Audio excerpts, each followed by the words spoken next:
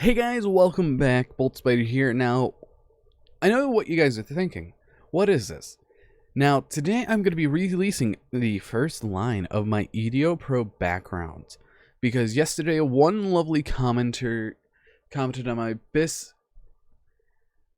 video that he loved the background. And if you guys don't know what my background is, for the backgrounds I personally make for myself, they are not going to be downloadable. This is my current Abyss background, and it took me a little bit of time just to make. It is every single one with the pieces in the back of Snake Lily, and Snake Lily is such a beautiful card. It made this mat super beautiful. Now, what am I doing? So, I'm releasing a lot of backgrounds. As you can see, I've been busy. This is a total of 11. I'm going to be making one on camera, and I'm going to show you some of them that I've made. So I did alter the Abyss one, so it now looks like this, and it looks a lot better. I really like how the Abyss just looks great no matter what, and I removed the one that no one uses. After that, we have a lot of archetypes. We have Agents, Chaos, Despia, Dogmatica Tri-Brigade, a Dual Mat, a Eldritch, Gizmek, Invoked, Inzector, Monarch, and Spriggan Tri-Brigade. There are 2 dual mats as of right now, and in the second release I'm probably going to have more. Let's take a look at some of them. The one for Chaos is this. Now, one of the things about Chaos Emperor Dragon, sure, it looks a bit weird because it has part of its art at the top, but when you look at Chaos Emperor Dragon, he is positioned weirdly where his head would be normally up here.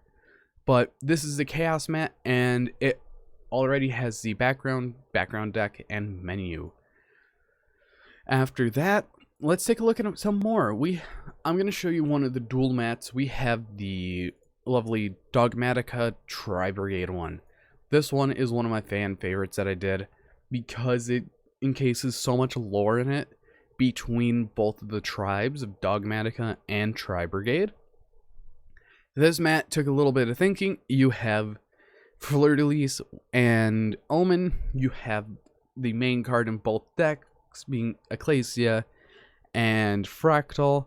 Then you have Maximus at the top controlling everything. You have Fallen of Albaz with Flaget. Then after that we have Titaniclad and the Tri-Brigade Fusion, which is Stigmavore. I really only remember the OCG name.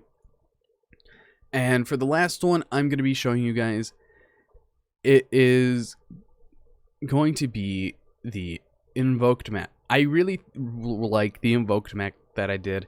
You have Invocation in the background with all the fusion monsters stemmed out from Alistair's. This one took a little bit of time to actually do because how many I fit into it. And honestly, I love how it came out. But now I'm going to show you guys how I make these. So this is a current Monarch mat that I just got done with. Now, as you can see, there's a lot of layers, a lot of hexagons, and a couple unused hexagons. Now, what I usually do whenever I need to do a new one, I take every single image that I did, and for the Monarch one, it is pretty much just Mega Caius, Ryza, Mega Ryza, Edea, Eidos, Erebus, and Aether with Domain in the background, because these are like the ones that really catch my eyes. The normal Monarchs and the Megas, those are the 2 that instantly catches my mind. I could have done things like Thessalos, the Monarch, Firestorm, and Mega, but I feel like that's a little better. And so I remove all the layers, and after that, I hide all the small pentagons. Now, there's one that I really, really want to do, and what I do is I just type in the archetype and go to Wikipedia because they have so much, and the triad I'm gonna need are Trishula, Brionic, and Balk. Actually, no, I need Gungnir because I need the Ice Barrier ones, because those are the only Ice Barrier triad that there is. And then all I do is go to gallery, find to see if they have a actual image of it. If it's a Duel Links image, that works. But if they don't, I actually have to search up the card. Now I know Gungnir is in Duel Links, so we have the wrong Duel Links image. So after that, what I usually do, I just do some research. Just do a copy search or highlight search for each and every card, and luckily some people already have images, not like that, but like this. So I just X out those tabs and I find the image that I need. And of course, this is all Konami imaging, all rights to them. I'm just using them for people for free. Now, since there's a triad of cards, what I'm going to need to do is do a positioning with all three of these. But you may be asking, where is the third one for this? And that's why we can duplicate layers, not delete layers. So these three I'm going to have set right at the bottom where it just melds right into it. Now these hexagons are a tad, like, they're a tad slanted, but that doesn't really stop me from doing anything.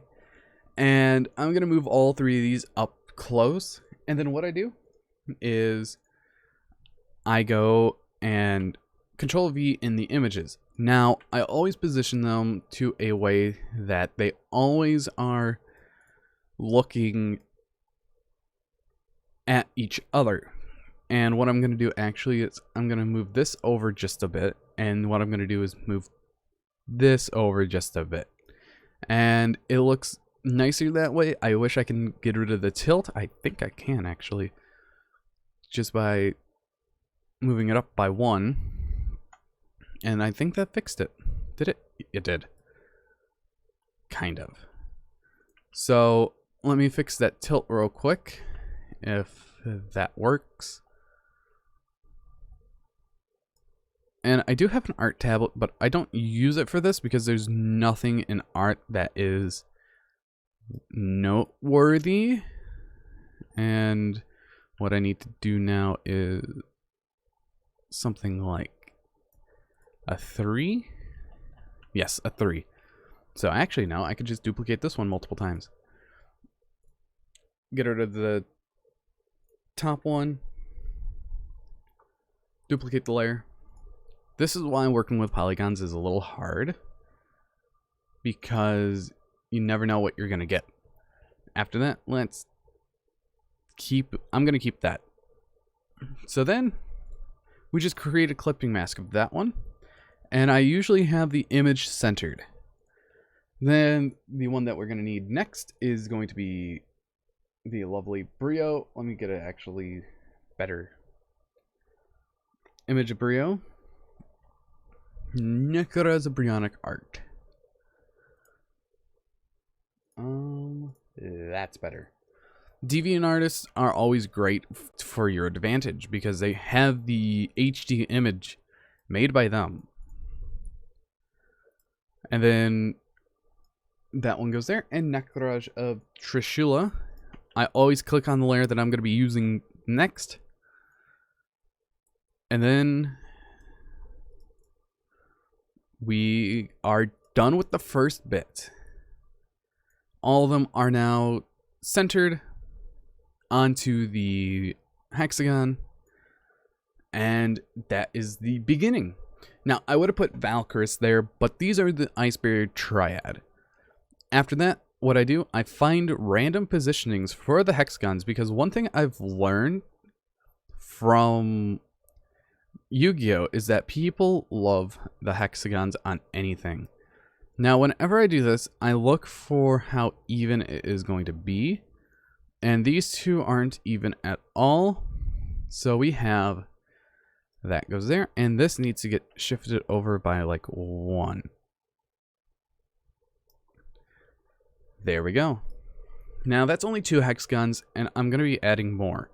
So it is going, one's going to go right in between, one down here, and hopefully this is a 122 as well,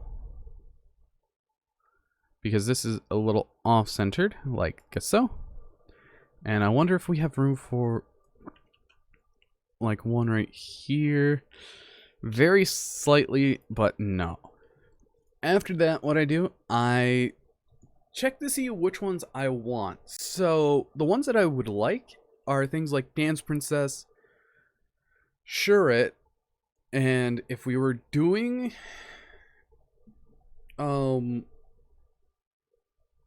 Valk, it would be Great Sorcerer, but I'm going to use Aerial.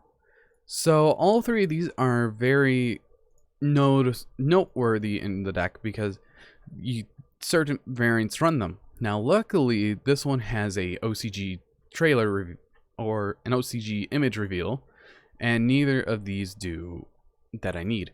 So luckily Aerial's the lucky one, and Aerial I'm going to place... Ooh, this is uneven. Why are you uneven now? And I'm going to place that. Is that lined up there? Yes, it is.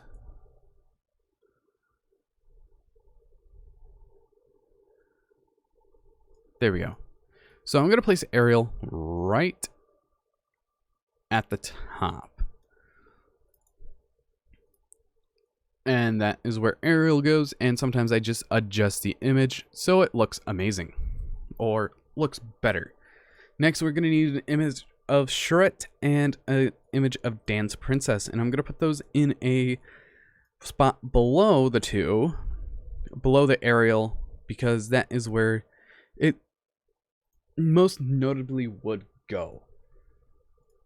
So people would say, oh, put it here for Dance Princess, but I'm actually going to put it on the opposite side, creating a dynamic contrast, because this archetype has a lot of the same color, and if you have stuff like this, that is the dynamic contrast. Now, all that we need is the Shuret image, and like I was saying with Shuret, it's a dynamic contrast. A lot of the colors blend in, so you're going to be like, oh, there's that. Now, what am I going to put for the last 2? That is a great question. Now, with Necros, there are quite a bit of things that we could pick from. We could do the Zephyr stuff, or we could actually put in something like Unicorn. And I'm going to put in, not Abrier, I'm actually going to put in the lovely Valk at the bottom. So, with these 2, let's always just double check. And there's not one for Unicorn. I know it has a dual, it does not have a dual links. I think Valk does. He doesn't. And then, oh yeah, that's right. It's just Gungnir and Caster. So we got the Valk image easily. Now we just need a Unicorn or Unicorn, and that one was easy. So then what I do is just put it where it would match. So we have Unicorn right there, and make sure he's nice and centered. And then we have Valkyris, and there he is. And then he is now nice and centered. Now, what about the background? So the background, I usually do a spell card from the deck, and we have an option of 3: Cycle, Mirror, and Kaleidoscope. Cycle definitely breaks it up. Mirror doesn't, and Kaleidoscope does not. So what I'm going to do is actually I'm going to use Necros Cycle, because this is like the better of the 3 to use for this, as I don't want to print. As I've tried all 3 before in a different mat, but overall this one looked the best. And then all I do is I stretch it out, I move it downwards, and after that I put it all the way down underneath every single layer. And then what I do is I go to my filters. I use a thing a lot called Gaussian blur. I use it in my thumbnails even, and it pops up with this, and it's always at 8.0, and look at that. And we could shift it down a little, and let me just stretch it out a bit more. And now look at that. Now I'm going to show you what happens if we use the other one, like mirror. Everyone uses mirror because it's like one of the easiest ones to use. So it's more of a thing like, oh, it's mirror. It's so generic. Like if we do mirror, let's stretch it out. Sure, it's a nice tone of dark blue, but I might release it.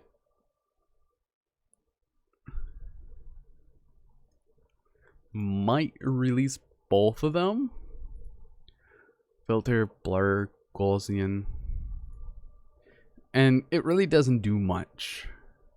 But overall, after that, I don't want to forget the most crucial part is I go up and click on every single layer with the control click, and I go into stroke, and this time I'm going to do centered.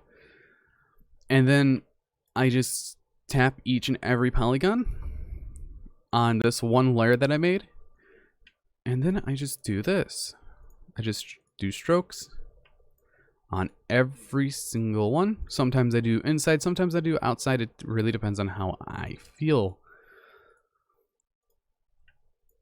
And overall, this is what I do whenever I'm bored, outside of playing Overwatch or Genshin Impact or even building decks.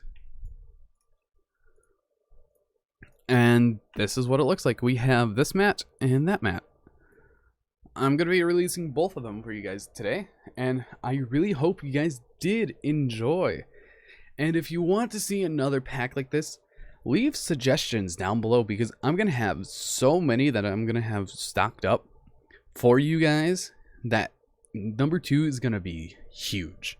And also, don't forget to always control save.